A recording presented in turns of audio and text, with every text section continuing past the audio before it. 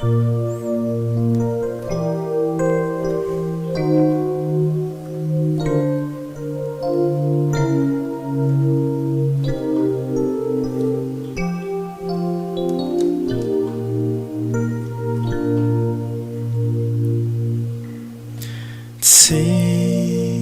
andokentsony aho, oh tsy inteny firy aho,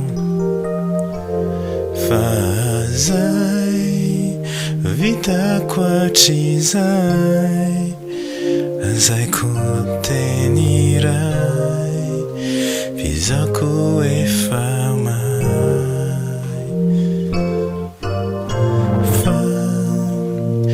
babonao tokoa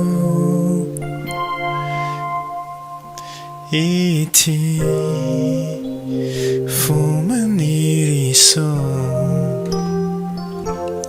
bamba azo dianao odinao rehefa sao ho lasa daleo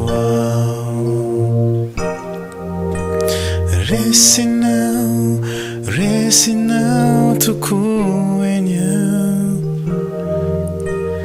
Resinao babo tokoa,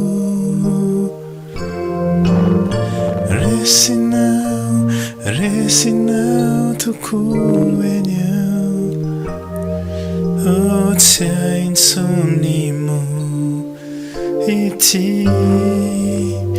fiainako fa izaho dia vonona anao ho anao.